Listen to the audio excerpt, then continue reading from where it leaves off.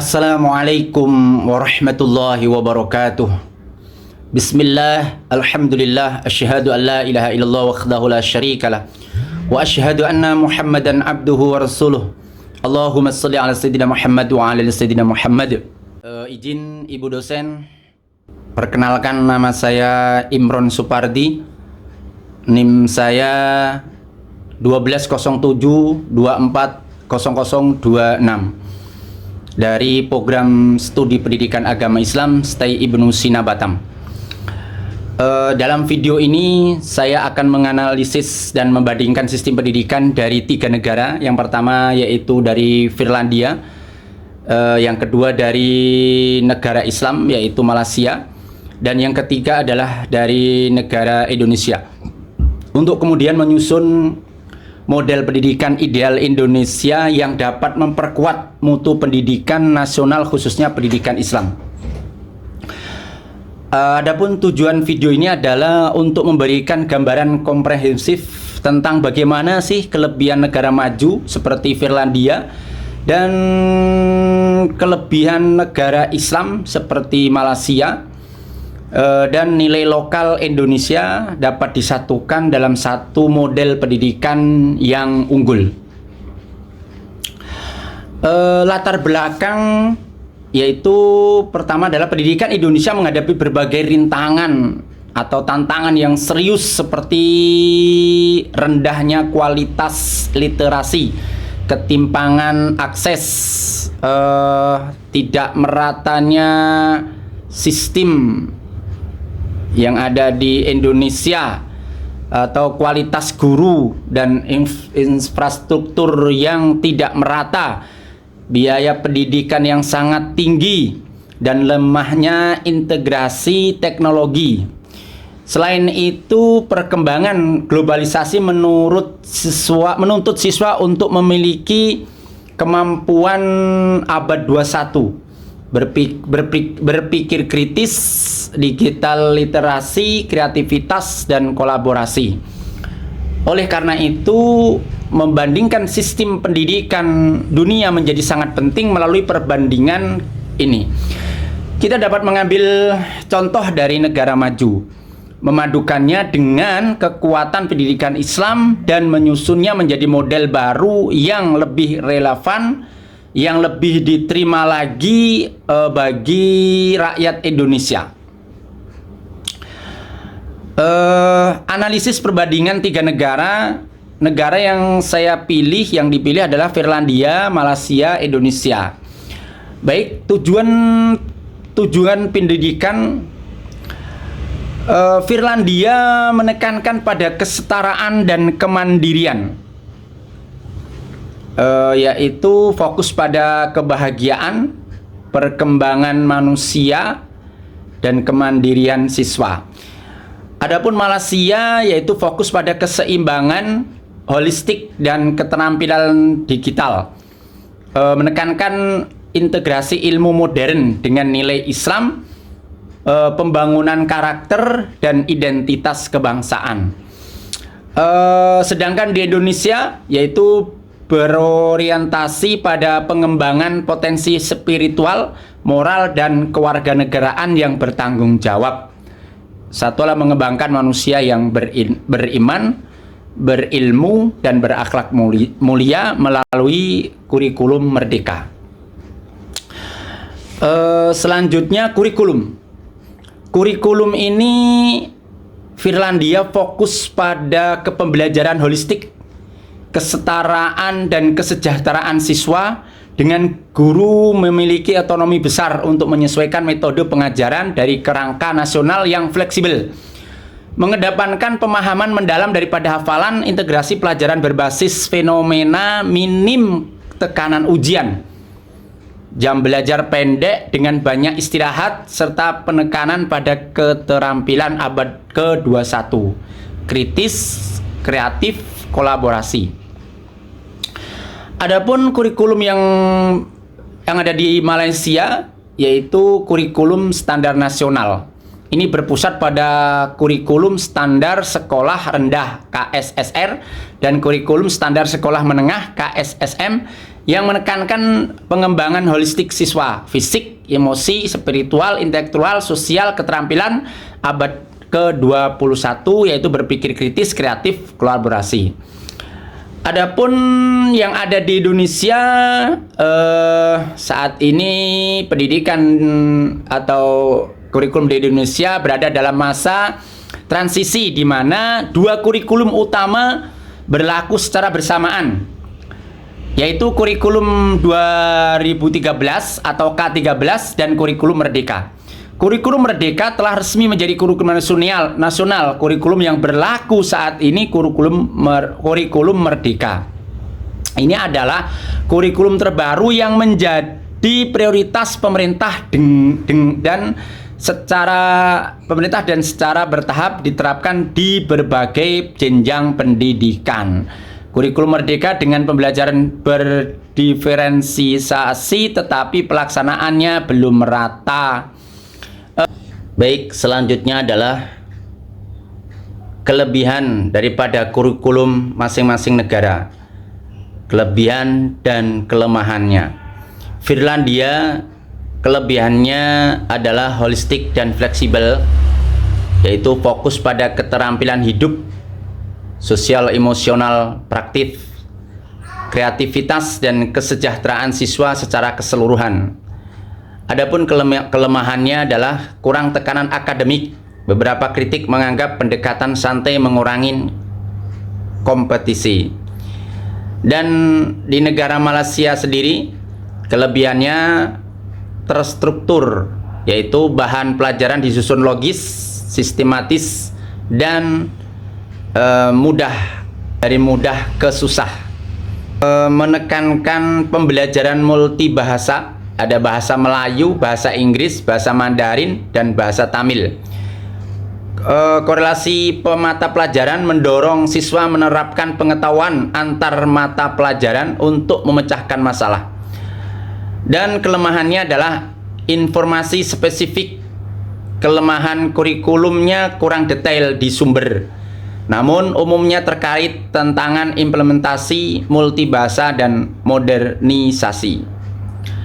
Di Indonesia sendiri, kelebihannya yaitu kurikulum Merdeka bergeser ke pembelajaran berbasis proyek dan kompetisi AKM, lebih aktif, inklusi, mendorong pendidikan inklusif untuk semua. Adapun kelemahannya fragmentasi dan teori. Kurikulum masih terasa terfragmentasi dan terlalu teoritis di beberapa area. Infrastruktur dan distribusi guru. Yang pertama, kesenjangan sarana dan guru yang tidak merata antara wilayah. Implementasi tidak merata, metode baru proyek belum merata penerapannya karena keterbatasan. Dominasi ujian, meskipun ada perubahan, ujian akhir masih menjadi fokus. Sistem evaluasi. Sistem evaluasi Finlandia lebih menekankan penilaian formatif, observasi guru, dan portofolio. Sedangkan Malaysia, ujian masih ada tetapi mulai bergeser ke penilaian holistik.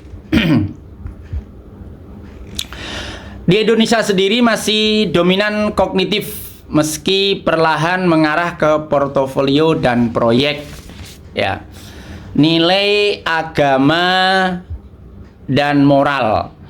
Nilai agama dan moral pendidikan Finlandia fokus pada kesetaraan, otonomi guru, dan pendekatan holistik tanpa ujian nasional, menanamkan moral melalui budaya, kebersamaan, dan tanggung jawab. Ya, tidak berbasis agama, tetapi sangat kuat dalam etika, kebersihan, ketepatan waktu, disiplin, dan empati. Sedangkan di Malaysia, pendidikan Islam integratif, moderat, dan dibangun secara sistematis di sekolah. Salah satunya Malaysia mempunyai kurikulum inti pendidikan moral agama yang wajib bagi semua siswa untuk membentuk warga negara seimbang berdasarkan Tuhan. Sedangkan sementara di Indonesia sendiri dengan kurikulum merdeka, yaitu mengintegrasikan nilai agama dan moral ke dalam pembelajaran komprehensif untuk mengembangkan karakter Pancasila dan akhlak mulia. Meskipun tantangannya ya ada infrastruktur dan implementasi berbeda di ketiga negara tersebut.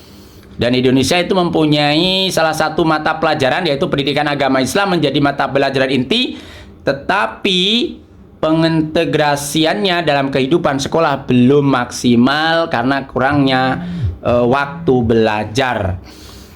Selanjutnya, peran guru dan peserta didik.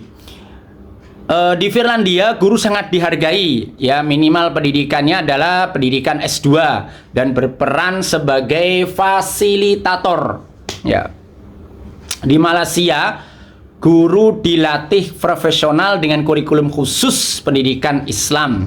Sedangkan guru di Indonesia masih berjuang dengan beban administrasi, kualitas pelatihan tidak maksimal yang belum merata.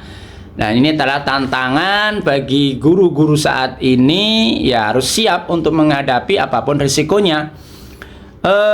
Sintesis model pendidikan ideal Indonesia. Berikut model yang saya usulkan adalah, pertama, model pendidikan integratif, yaitu tauhid, terus teknologi, karakter Nusantara. Ya, yang pertama adalah pondasi tauhid dan akhlak. Diambil dari Malaysia dan kekuatan pendidikan Islam di Indonesia. Setiap mata pelajaran dihubungkan dengan nilai-nilai keislaman seperti amanah, jujur, adil, ihsan, dan bertanggung jawab. Ya. Yang nomor dua adalah teknologi adaptif dan pembelajaran mandiri. Yang pertama, mengadopsi gaya Finlandia dengan pembelajaran fleksibel, ya, personal dan teknologi digital yang memfasilitasi minat siswa. Nomor tiganya dari model pendidikan integratif tauhid, teknologi, karakter Nusantara. Yang ketiganya adalah karakter Nusantara. Karakter Nusantara ini menanamkan gotong royong, sopan santun, toleransi, dan moderasi beragama khas Indonesia, berakhlak mulia, ya, bergotong royong pada sesama, santun, terus toleransi. Dan yang nomor keempatnya, sistem evaluasi holistik. Ya, sistem evaluasi holistik itu menggabungkan yang pertama portofolio Finlandia, proyek keagamaan sosial Indonesia, dan penilaian akhlak dari Malaysia. Peran guru sebagai mentor spiritual dan akademik. Guru menjadi pendamping yang membantu siswa memahami ilmu sekaligus membangun adab dan karakter. Pembelajaran STEAM Islami, ya. Pertama, integrasi sains, agama, teknologi, seni yang menghasilkan lulusan kreatif, religius, dan siap menghadapi era digital. Rekomendasi dan harapan. Harapan saya untuk madrasah itu memperkuat integrasi sains dan agama. Tingkatkan literasi digital dan gunakan evaluasi portofolio berbasis akhlak. Lebih diterima nanti sama siswa atau mahasiswa. Yang sekolah umum, saran saya menambahkan penguatan karakter Islam moderat. Ya, salah satunya adalah ditambahlah jam belajar pendidikan agama. Terus pelatihan guru yang berbasis teknologi dan pembelajaran kolaboratif. Terus yang saran saya untuk pesantren yaitu modernisasi pembelajaran dengan STEAM, ya, literasi global dan kewirausahaan santri tanpa meninggalkan kitab kuning. Dan ini adalah salah satu tempat di mana ada salah satu pondok pesantren yang sudah menerapkan ini ya. Mudah-mudahan bisa ditiru oleh pondok-pondok pesantren yang lain. Tujuannya adalah supaya santri atau anak didik yang mondok di tempat itu supaya mempunyai daya saing yang tidak kalah dengan anak-anak yang mempunyai kekuatan pemikiran digital. Salah satunya seperti itu. Mudah-mudahan ini terwujud, Indonesia menjadi negara emas untuk 2045. Dan semoga pemerintah, baik pemerintah pusat, daerah untuk terus mendukung upaya pendidikan agama Islam ini supaya maju semuanya tanpa ada pandang bulu. Baik, mudah-mudahan video yang saya buat ini menjadi inspirasi khususnya buat saya sendiri, dan terima kasih. Demikian video ujian akhir semester saya.